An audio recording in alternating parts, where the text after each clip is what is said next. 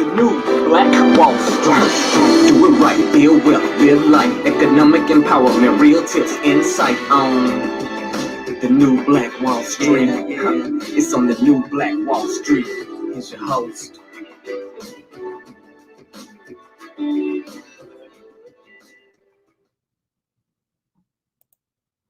All right, good day to you, beautiful people, man. Good morning, good morning, good morning. Thanks so much for joining us here today. The new Black Wall Street featuring, presenting to you guys the Money and Power Show. I'm your host, ERGJ, your certified financial educator and CEO of ERGJ Enterprises, ERGJ Black Bazaar, and international best-selling author of the book, The Black Billionaires Club.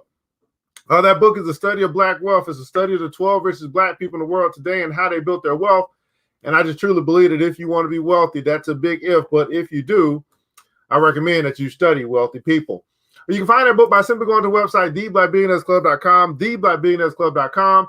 Pick up your copy here today. Good morning, good morning, good morning. Big Sis Media is up in the house. Thanks so much for joining us here today. And while you guys are connecting with us, go ahead and hit the like button, the share button if you care, like button, the share button if you care, as we're going to be talking about the markets, talking about money and power here this morning.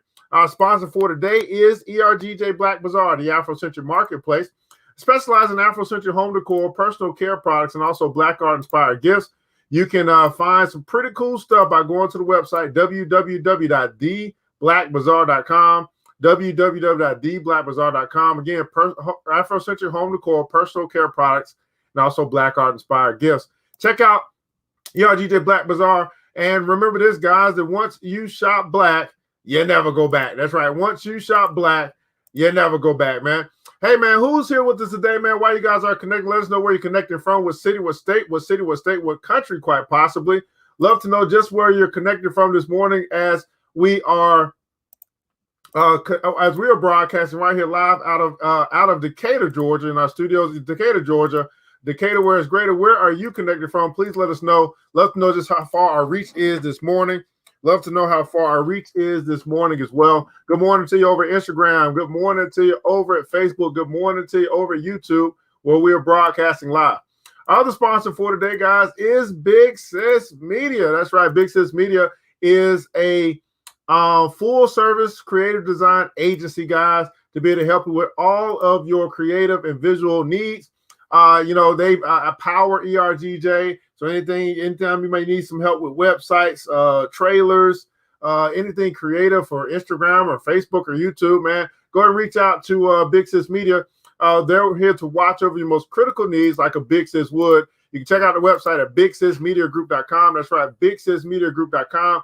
Get the help that you need here today. Let's see, catch up in the comments. Good morning to you. Mississippi is representing out of Instagram. Good morning to you. Miss Vivian Reed is up in the house. Good morning to you. Out of Brooklyn, New York. Thanks so much for joining us, man. Mr. Ray, brother, thanks so much for joining us. You're in Charlotte today. Charlotte, North Carolina is representing here today as well. Good morning, good morning, good morning to you. Hey, we switched some things up just a little bit, guys. I wanted to make sure we did a quick feature, which is going to be great, man. So we're going to be featuring an African-American inventor that has changed the world, man, to get us started, man. As we talk about money and power, these are things we probably still use today.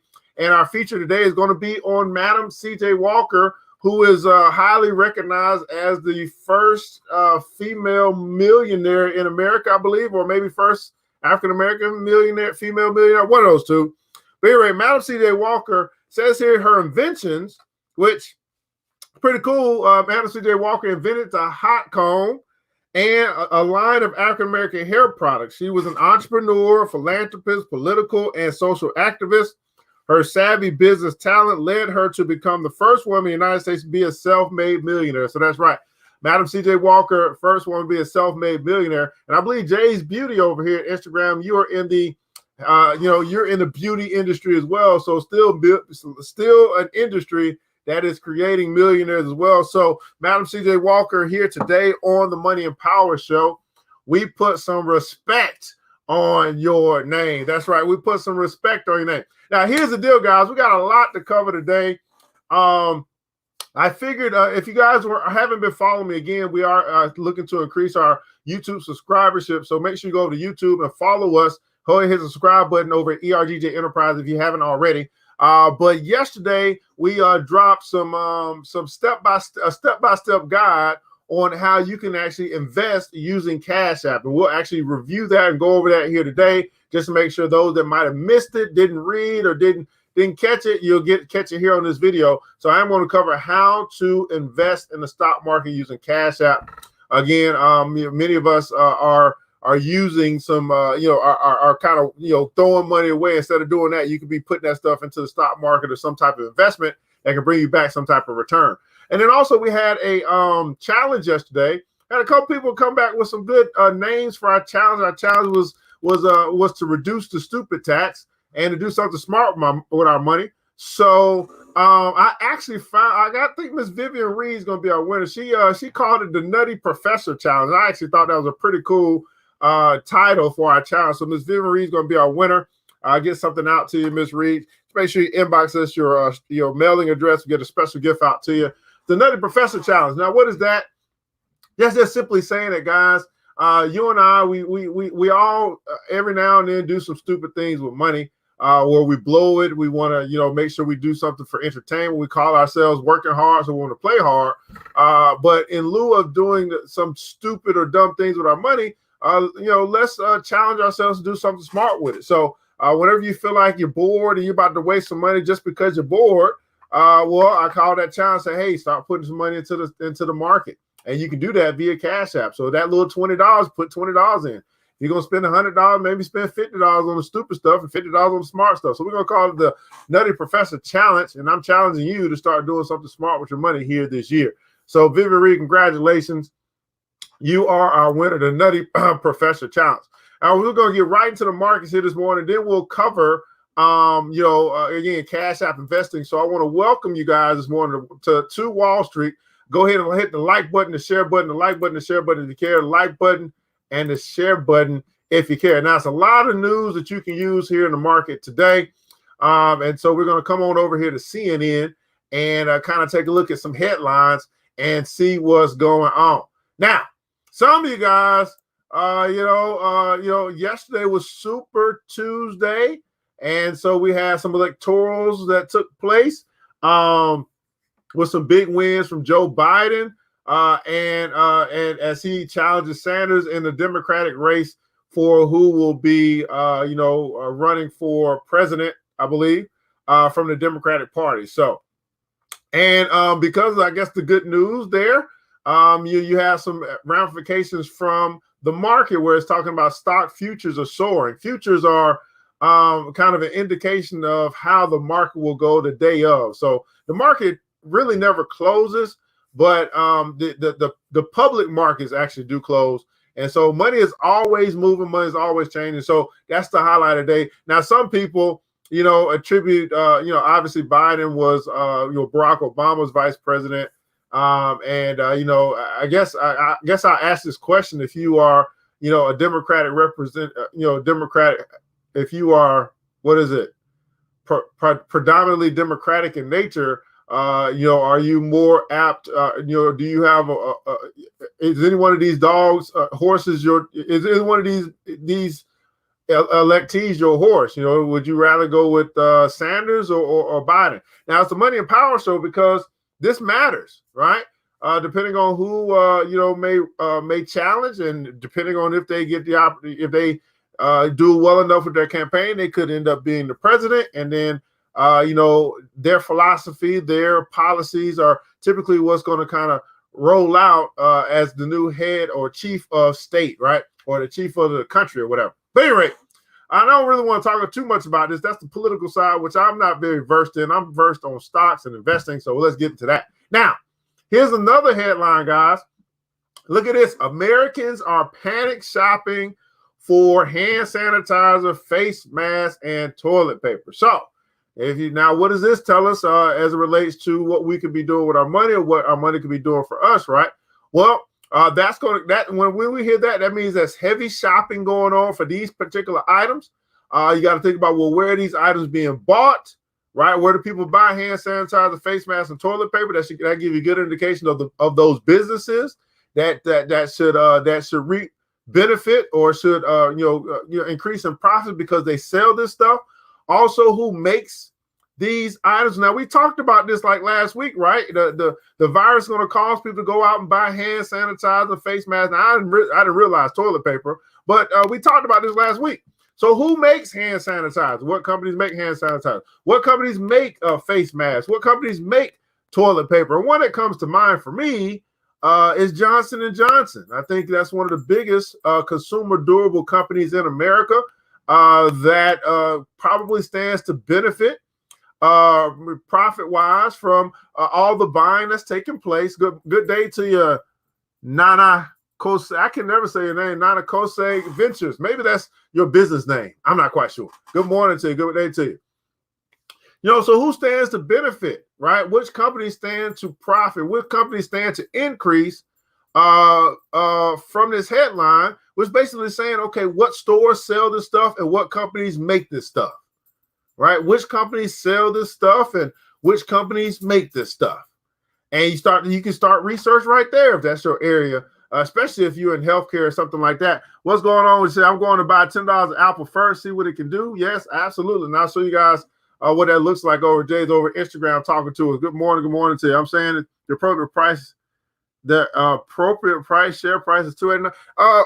Okay, I'll look at that in just a second. As far as Apple is concerned, I believe it's probably $2.89 a share. Let's keep going. What other news that you can use this morning, guys? Look at this. This is some pretty important articles here. We're going to go through both of them. The 10-year treasury yield just dropped 1%, below 1% for the first time in history. Now, think about that for a second. It's been a long history, right? And the 10-year treasury yield just dropped below 1% for the first time in history. So let's go in here and let's see what they're talking about here and see what this really means, right? So the 10-year treasury bond yield drops below 1% the first time in history on Tuesday as investors grew increasingly worried about the novel coronavirus outbreak. U.S. government bond yields have been trending lower since the start of the year, but their fall accelerated as U.S. financial markets reacted strongly over the past couple of days or weeks to the potential economic damage from the spreading disease. So our financial, government officials, that deal with the Federal Reserve and government officials are panicking with what's going on with this coronavirus. And actually, I'm not panicking, but they are. And they're trying to kind of put, try to be ahead of what they believe could possibly be a reduction in the market, or a mini recession or something like that is what you call it. So exacerbating fears, the Federal Reserve delivered an unscheduled 0.5 percentage point interest rate cut on Tuesday to boost the economy in the face of coronavirus. Now, think about this for a second. We'll talk about this as well. Reduction in interest rates. Why do they do that? And they call that boosting the economy. Because they figure if we reduce the rates at which people can borrow money, then they're more apt to borrow money. And borrowing money is how the economy functions. That's how the system works. Like the more they can get people to borrow money, then the more money they can make off those people who are borrowing that money, later on down the line. That's how the system, the machine works. It all works based upon lenders and borrowers. That's how our economy works. Hopefully you understand that. Now, the thing is, the question I always ask people is, are you going to be a lender or are you going to be a borrower?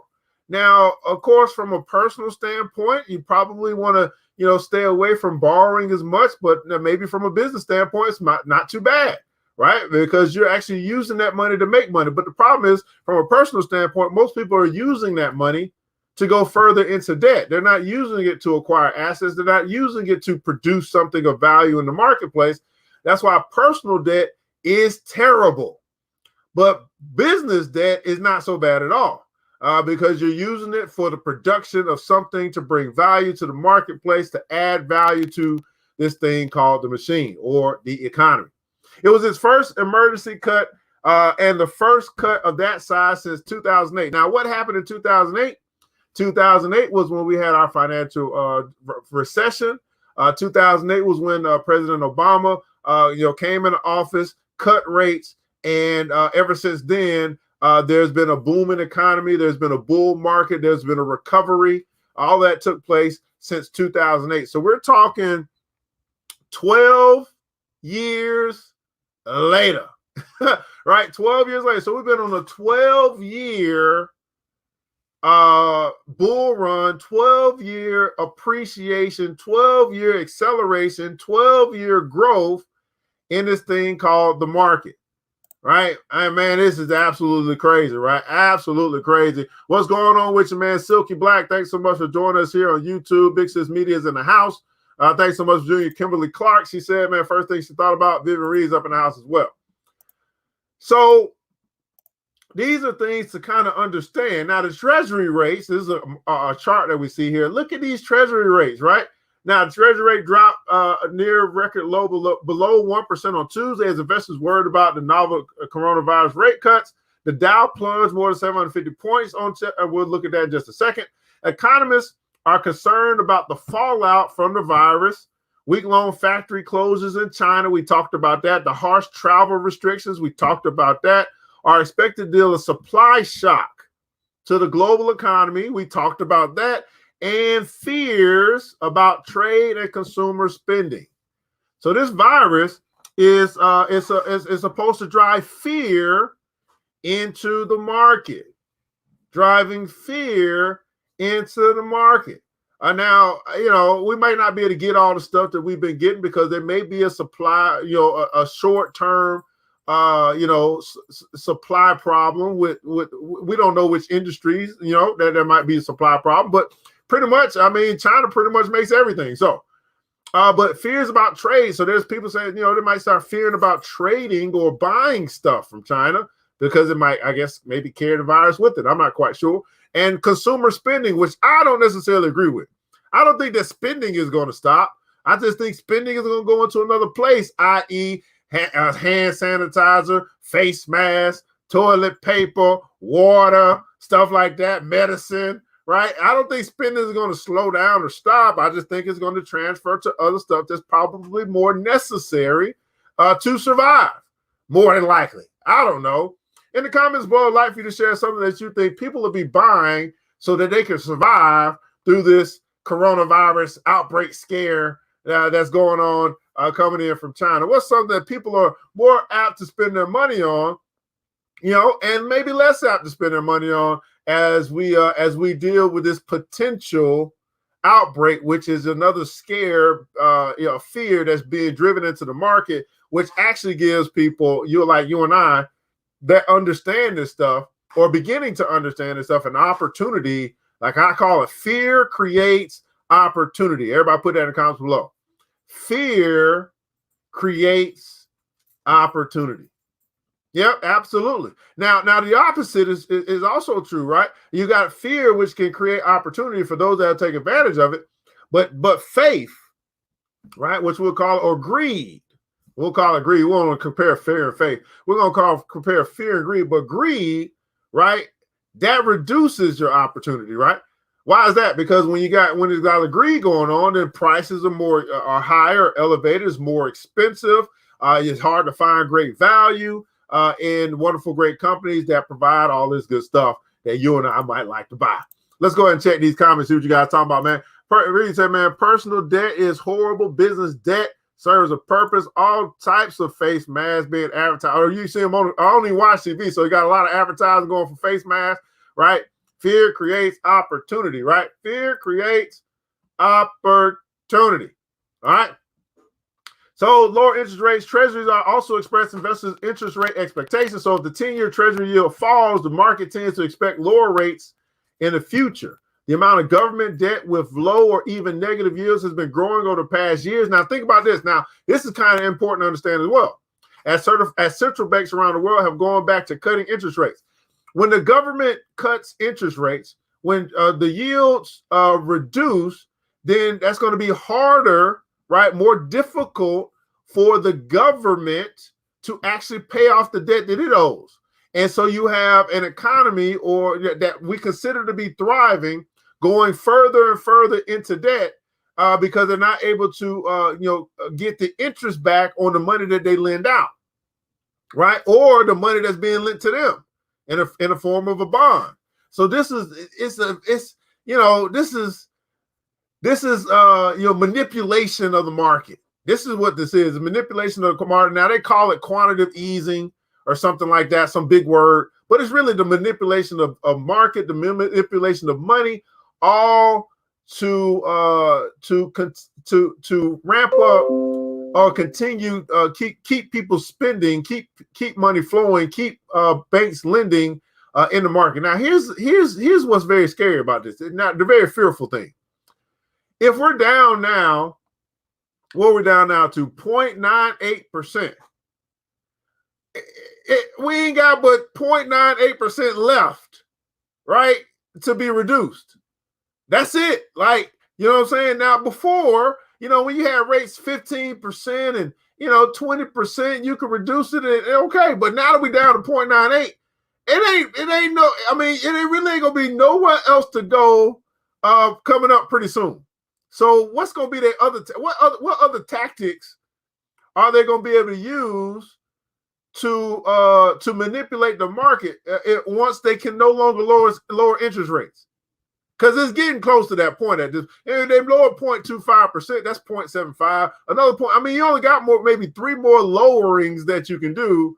When are you going to start to raise interest rates so that the debts that have been accrued by our wonderful great government can begin to be paid off? This is the part that gets scary. Like, what else can you do once you run out of that one tactic that you got? Once that's over, what do you do? It sounds like some people are gonna need to be getting fired because they ain't gonna have no other options, right? For consumers, lower interest rates can now move down rates on retail products such as mortgages and bank loans. So this is the benefit to you. Lower rates also for good for companies looking to refinance more expensive debt. But for investors, lower rates with them lower yields are a problem for investors looking for a decent return without much risk. Now, what are they talking about there?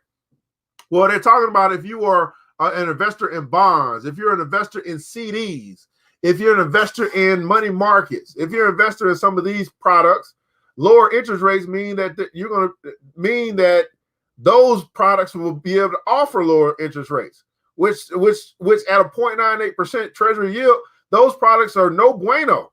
Now they give you safety, quote unquote, as it relates to secured, funds, $250,000 secured by federal depository insurance, whatever, FDIC, right?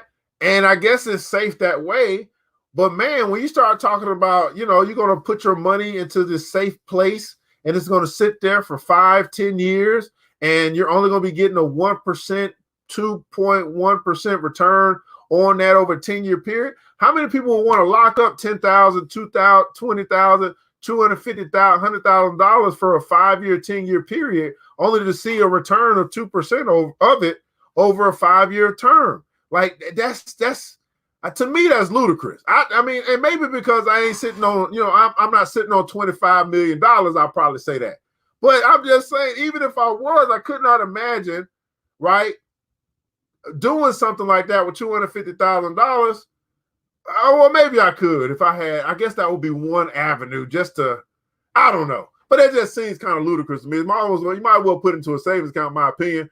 But I guess, if you put it away, you can't touch it. It'll keep you from spending it. All types of face masks being advertised, fear craze, raise taxes. I don't know. Yeah, that's coming. Now, let's keep going. All right, so that's the lower interest rates coming in from the Fed. And another connected to that, we talk about the Fed announcing the first emergency rate cut. This happened yesterday. The first emergency rate cut. Now, here's a question, guys, that I'm asking. Why was it such an emergency? Like, they call it an emergency rate cut, which tells me that the Fed did something in haste. Now they're saying they're going to try to make it sound good, like the Fed is being proactive here. But what was the emergency, right? I know the coronavirus is not the first outbreak that we've had in the world. It's not the first time that there's been some mythical disease that just pops up with a new name and it starts taking people out. You know what I'm saying? I've heard we always create new stuff that I ain't never heard of, that ain't never been nowhere, but now it's here. I don't know. But this is not the first time this has ever happened. There's not nothing new under the sun. What makes it such an emergency? That's what I want to know. What makes it such an emergency that the Federal Reserve had to come in and say, you know what, this is an emergency. We got to do something, right? Can you imagine? This is an emergency. We got to do something. So here's the Fed announced the first emergency. Now, these are hot buzzwords, an emergency rate cut since the financial crisis. Let's read this, man. The Federal Reserve slashed interest rates by half a percentage point. That's 0.5%, right? On Tuesday, a bold attempt to give the U.S. economy a jolt in the face of concerns about the coronavirus outbreak. Now, if you're an individual that's looking to borrow money, you're an individual that's looking to start a business, you're an individual that wants to go and buy some real estate, you're an individual or business that's in that position, this is good news for you. You can borrow money, right, for less, right? Everybody put it down, so borrow for less. You can borrow for less. Right now, if you're a person, individual, and you're looking to go buy a car, your person is going to look to buy a house or whatever the case may be, you can borrow for less. I don't necessarily recommend it, but yes, you can begin to borrow for less, and that's kind of what gets people going. Like, I can refinance for 3% or 4% or whatever it's going to be. So you can borrow for less. Now, this was the first unscheduled emergency rate cut since 2008. Now, think about this for a second. In 2008, there was a recession. In 2008, people had the big banks were lending out money, crazily, and we had a big fallout of that. For 2008, it was really an emergency. We were literally in the middle of a recession, and they had to do something. That sounds like an emergency to me, right? Something to do with a coronavirus outbreak. I just don't see it as an emergency when you compare now 2020 what's going on in foreign or overseas that might hit the States. This is just like the Ebola outbreak or whatever. To 2008, when people were losing their houses, they were going homeless. They couldn't afford to stay where they live, to live where they stayed no more. How do you compare what's happening now with some virus that is, that's spreading, in the Middle East or whatever, to this housing financial crisis that took place in 2008? I just don't see it. Maybe you do. I don't see the connection. I don't see why, it was necessary to have some emergency rate cut. But, it's, again, you can borrow for less. So maybe it's good. I don't know. So Federal Reserve cut interest rates by half a percentage point. We see that here. It's down to 1% to 1.25%. It's a bad sign for the economy. So that's what they're saying. There's confusion in the coronavirus. I think there's confusion as well. Let's see, a bad sign for the economy, although the fundamentals of the U.S. economy, listen to this, although the fundamentals of the U.S. economy remain strong, the coronavirus poses evolving risks to economic activity. So our fundamentals are strong. We're still going forward. They're saying that we're going to be proactive in this thing. We know it's going to have, listen, they smarter than us. They run the economy, so they know. They're saying we're about to have a temporary, immediate negative impact to the economy. Now, what does this tell you? This tells, especially traders, those that are in options and trading in the market and stuff like that. I'm a long-term investor. I'm not a trader. This tells you where you probably need to be playing over the next 3 to 6 months. You probably need to be playing short, right? They're expecting a huge negative impact, especially probably in the financials, especially probably in the profits of some companies. They're expecting to have an immediate short-term negative impact on the economy. A lot of fear in the economy when they start reporting some of the impact that this coronavirus has had on their bottom line. But that's just short-term, right? So if you're a short-term person, you can short. But if you are long-term, you don't short. Long term, you say this is just a temporary thing, and once we get through it over the next 3 to 6 months, we'll get right back to ramping back up on the recovery, on the rebound. That's what I'm trying. That's what I'm seeing coming here. Looking at the market. All right, what's going on with you, Alexander John Littleton? Thanks so much for joining us here on Instagram. Good morning to you. Now, let's take a look and see what's going on in the market. Then we'll get right into Cash App investing. I think I got a little bit more time. Anything else in the news you can use? I don't think so. Central bank rivalry, we talked about that. That's going to come up. Boom, boom, boom. Stock market, boom, bam. Let's take a look at what happened in the market yesterday.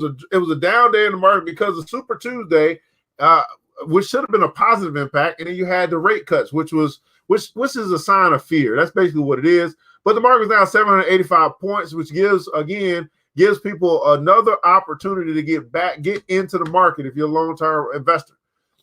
What's happening is that the futures, which is going to be for today, is already ramping up because of Super Tuesday. So we had a negative impact from the rate cuts, brought the market down, and we have futures, which are looking pretty good going into the morning today. They're saying that, hey, man, we're probably looking at another day of rebound.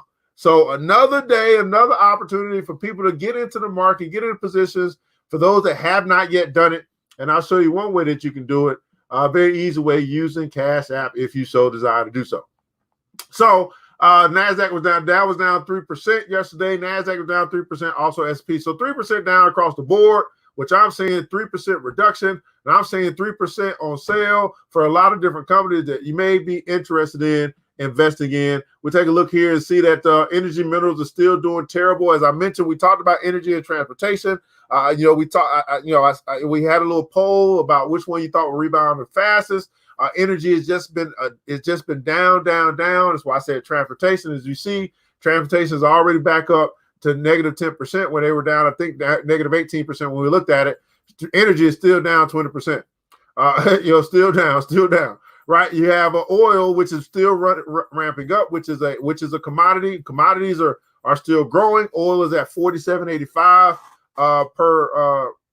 per gallon.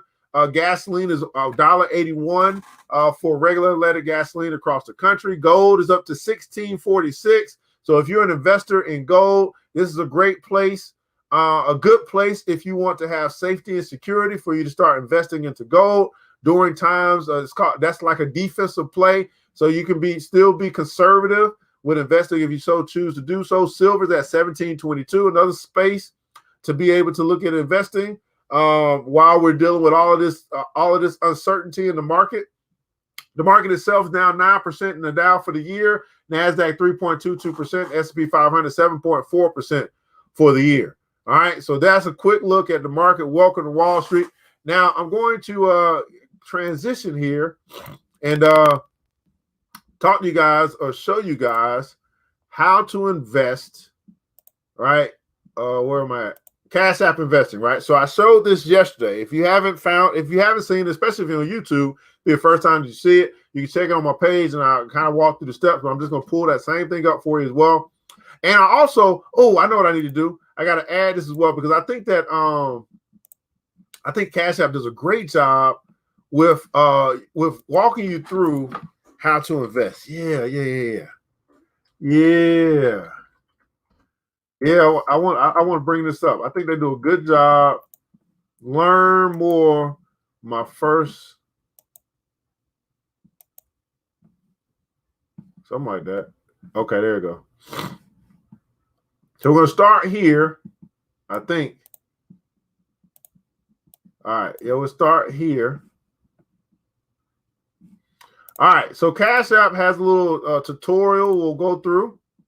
Right, my first stock is what it's called, something like that. My first stock, and I definitely advise you guys to walk through this. So investing, it sounds hard, but it's a relatively simple concept that helps people go to college, retire, and build a nest egg. When you put money in to try and get more money back, that's investing, right? What can you invest in? Well, you can invest in businesses, land, trading cards, gyms, time machines, almost anything. Investing is often done through stocks, sometimes called shares.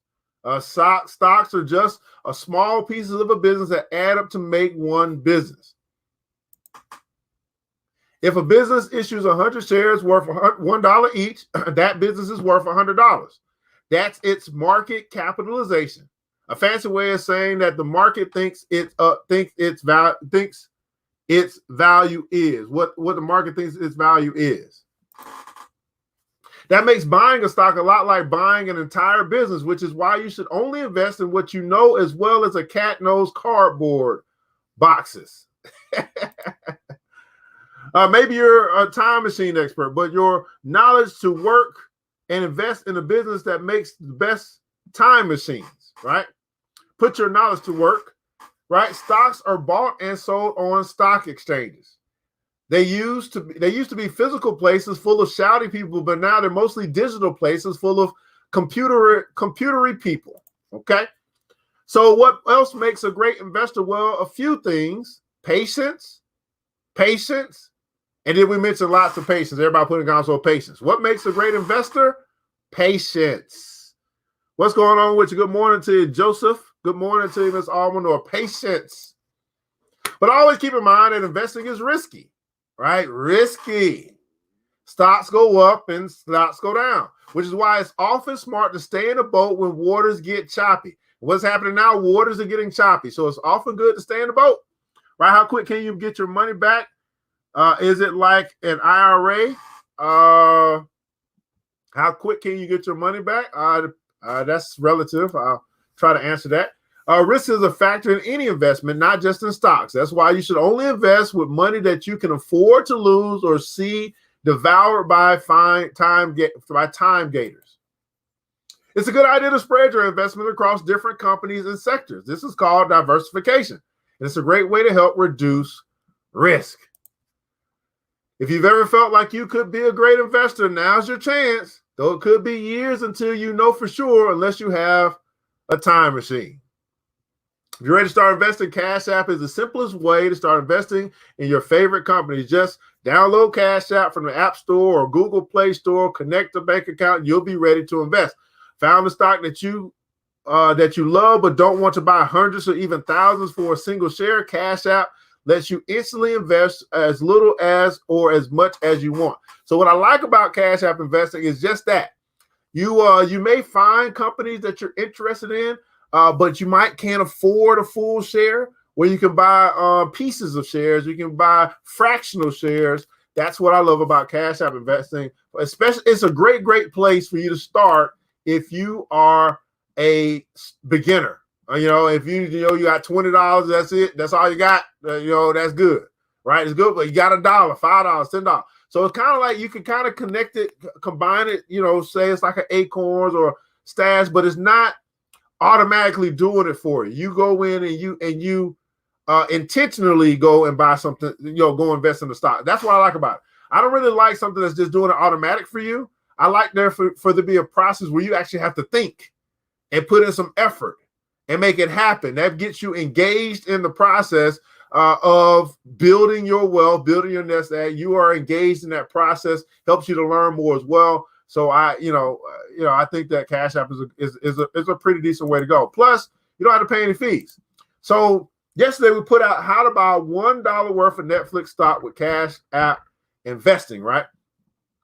And first, if those familiar with this here, you go to CashApp, and then down in your CashApp, there's going to be a little squiggly line down here, indication. That's going to be what you want to press. That's going to take you over to the markets, right? And here's what a market looks like. Now, that $84.19 is not the full market. That was me. That was my investment. I got $84 in my CashApp investing. Just kind of showing people what to do or how to do it, right? And then you want to kind of scroll down. When you scroll down, when you get over here, it's going to be an investing section. You scroll down, and you will see, if you have a portfolio, you'll see your portfolio. So you see here what I invested in with my CashApp. I invested in Square, which actually owns CashApp. I invested in Alibaba, which is a Chinese Amazon. I invested in Amazon itself.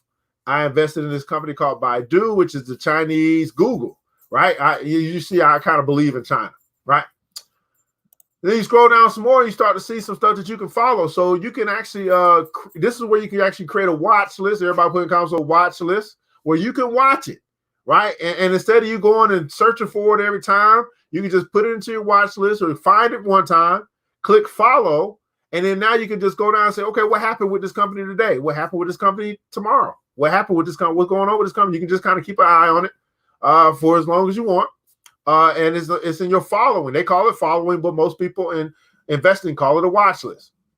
Scroll down again, and you're going to get to what's going on in the broader market. So they're going to highlight the most traded companies on a monthly basis, right? So this is where a lot of money is flowing, a lot of money is buying and selling is going on with a lot of these companies. So that's going to be a lot of activity. So it gives you an idea of what's very active, which kind of indicates that if you were to buy something, it's going to be easy for you to sell it, or vice versa. If you wanted to buy it, if you was in the buying, it'd be easy for you to buy. If you were into selling, it'd be easy for you to sell because there's a lot of activity going on with those particular companies. Now, when you want to actually find something to invest in yourself, you click on the little magnifying glass up at the top, and that's going to be your search button. Now, you got to know what you're looking for. You just can't go there and not know what you're looking for because you won't find nothing. But if you know what you're looking for, i.e. we were looking for Netflix, we were able to, I might have missed something. We hit the search button. Maybe I missed something. Anyway, I missed the tab. Anyway, and then we typed in Netflix, and then boom, we hit enter or whatever. We tap the screen, and it brought up Netflix. And this is what Netflix looks like. You can look at a chart as well. You can scroll down. Once you scroll down, you'll see how much it is. So Netflix, at the time that I bought it yesterday or 2 days ago, was $383 per share, right? Now, what I'm showing you is I just invested $1 into Netflix. I didn't invest $383. I invested $1. Just so I can show y'all, hey, you can invest small amounts of money and just kind of build up over time if you like to do that. But this is going to be more of an active approach to, starting to learn, look at the market if you so wish to do so. Right? So it's $383.42. Netflix is a $167.6 billion company, and NFLX is its ticker symbol. And if you scroll down some more, you can read about the company itself. So a little profile, real quick and simple. Learn a little bit about Netflix. Many of you already know, but if you didn't know about a company, this is a quick way to kind of research the profile, right? Then we go over here. We say, okay, well, how much do I want to invest? After I click the buy button, and then I can either select one of their predetermined amounts, or I can put one in on my own, right? I put in $1. I click next, and then it showed me all the stuff where my money's coming from, all the good stuff. I click confirm. Right, and then boom, congratulations, I just acquired $1 of Netflix, right? So here's a strategy I think that you can use, especially if you use CashApp a lot. Now, some of you guys may use CashApp and you keep the cash on the platform. Well, if you do that, then that'd be an easy way for you to transfer that cash into investing with it. I don't trust them like that. I automatically cash out. But some people are using CashApp like a debit card. They're using it as a bank, right? And it is a bank. It's the Square is the company, and it is kind of like a bank or a financial. Let's not call it a bank. Let's call it a financial institution. So it's a quick, easy way for you to transfer some of those dollars into some investment that you might be interested in. And I just kind of did a quick example of how you can actually use CashApp to buy Netflix, but this will work for any particular company that is housed under CashApp. I don't think you can invest in every company. I'm pretty sure you can't invest in every company, but generally speaking, you can invest in most of the companies that you might be interested in. It's probably going to stay away from the penny stocks. It's probably not going to offer any of those. It's not going to offer any options, stuff like that. Now, what I have not figured out yet, right? I know how to buy. Okay. Next, I got to figure out how to sell. So that's important too, right? Because you may decide in the 6 months from now, 3 months from now, whatever, that you want to get out of a position. We got to learn how to sell too, right? It's two steps to this process of building wealth. You got to buy something. Hopefully, it grows in value, And then when it grows in value, you can then sell it, right? You buy low, sell high. That's the philosophy, right? So I got to learn. I bought something and I think I bought it pretty low. And then when I get ready to sell it, I got to figure out how to sell it. And so I'll go through and share a process with you guys on how to sell at some particular time down the line. Now, here's the deal. Got a lot of people that ask questions. And again, I want you to submit your questions to us. If you have money questions, investing questions, things like that, to our inbox so that we can actually incorporate those questions in future episodes. What I will not do, I'll tell you that, because this is a free show. The thing that I'm not going to do, more than likely, unless I just, have a good, I'm just feeling generous, I'm not going to do analysis for you, right? Analysis of something that you might be interested in, looking into it for you, that's called work. And I get paid for work. I don't have a problem doing it for you. As long as you want to set up a consultation, you want to pay me for my services. But I'm not, people ask, oh, should I buy right now? Well, that sounds like I need to be doing some analysis for you or something that you're interested in. That's called work, and I get paid to work. So if you're not a member of the Black Billionaires Club, if you have not invested one single dime, you haven't even subscribed, nothing like that, more than likely, I'm not going to answer those type of questions. I'm going to give you something generic. I'm going to give you the blow off until you actually invest in me because you're asking me to invest in you. I think that's fair. The concept of money is simply this, that this is the exchange of value for value. Everybody putting comments on exchange. So too often people are asking to get an exchange for free. And you got to understand that there's nothing is free. There's no such thing as something for nothing. And unfortunately, too many people simply have not learned that lesson in life. And that because they have not learned that lesson, they continue to struggle in life. There is no such thing as something for nothing. Now, I don't mind going above and beyond for those who are willing to invest, those who are willing to support, those who are willing to help this stay afloat, as I'm just trying to bring financial literacy to my community and beyond.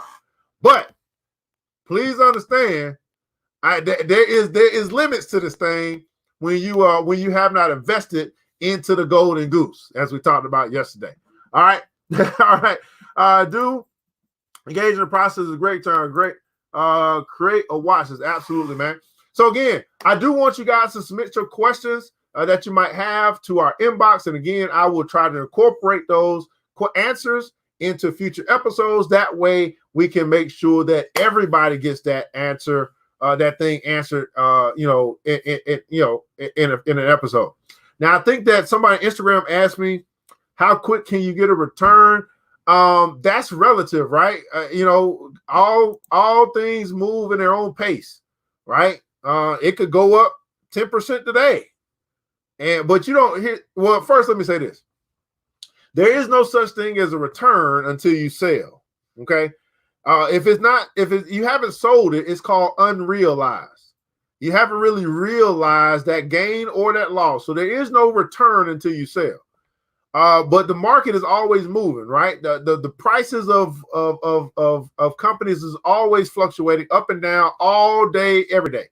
So it could be a day that it jumps up 10%, 5%. Could be a day it jumps down 5%, 10%. That's all relative to that particular company and the money that's flowing into that company and all that stuff as well. So it's really no way to say how quickly you can get a return. Now, if you're looking for a quick return, right, stock market investing is probably not where you want to be. I mean, that's just like saying I want a quick return on real estate. It just doesn't happen, right? You typically don't make a whole bunch of money in a short amount of time. Let me say that again. You typically do not make a whole bunch of money in a short amount of time in anything. If you do, that's typically a get-rich-quick scheme. Even a lottery, right? Let's talk about lottery. Even a lottery, you don't make a whole lot of money in a short amount of time. Most people who may win a lottery, if they do win the lottery, they've been playing the lottery for how long before they actually won? So that one ticket that they bought that they actually won something with does not equate to how long they've been buying tickets and by the time they finally win. Just like going to Las Vegas or playing the slots, right? You still don't typically win the first time you do something, right? So a quick return is not something that I would suggest that you look for. If you're investing in real estate, you're investing in stock, you're investing, period. right? This is all about long-term approach, long-term thinking, saying, hey, you know what? I'm going to do what I do on my regular day-to-day. I'm going to acquire this money as I do at my job or my business and build up capital and turn this money over day by day. And then I'm going to take some of that excess that I have and put it somewhere where it can be growing while I sleep. Now, Warren Buffett says this. He says that if you don't learn how to earn money while you sleep, you'll always be working for it. Let me say that again for the people in the back. If you don't learn how to make money while you sleep, you will always be working for it. That's Warren Buffett, the fourth richest man in the world, said that. So investing is learning how to earn money, make money, grow money while you sleep. And then you wake up 5 years later, 10 years later, you look back and say, well, that was a good decision I made. Look how much my money tree has grown over time, not overnight. Over time, not overnight.